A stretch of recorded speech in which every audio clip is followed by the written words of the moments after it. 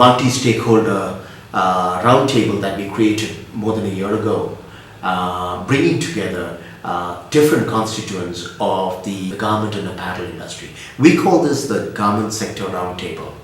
Now, this roundtable brings together the international brands. I'm not going to be mentioning any names.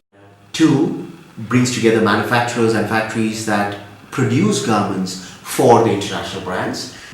NGOs that are active in advocating for worker rights, worker welfare, environmental rights, etc., etc.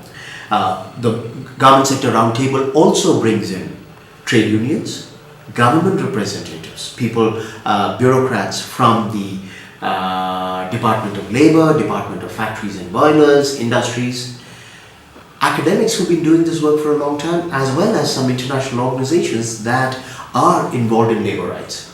Now, as far as we know, this is the first time in the country that in the absence of a conflict, we have been able to bring together stakeholders from every conceivable group in order to collaboratively discuss and address issues pertaining to the sector, in this case the garment and apparel sector. So there are two kinds of issues that the sector has to deal with. One, making sure that working conditions are dignified and safe and that workers are compensated adequately. Two, that the industry itself survive, because after all, this industry employs millions of people in India. Traditionally, what's happened in most sectors is that the companies or the organized businesses have always been at loggerheads with the trade unions or the NGOs and sometimes even with the government. Sometimes it seems that the government takes one side or the other is sometimes even ineffectual.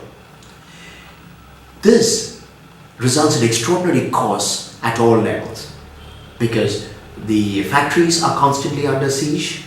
The trade unions and the worker groups are constantly having to battle to get their dues or to be treated with dignity and to have healthy work environments. And it results in all kinds of costs at every level.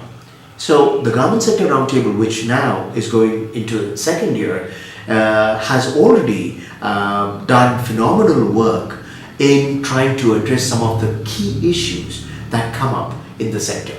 For me, the most heartening part of this exercise is you have the trade union leaders, the brand representatives, the factory owners, the NGOs and the government bureaucrats sitting together and trying to really engage in collaborative problem solving. Very different, a far cry from the way conversations between them normally are, which are extraordinarily adversarial.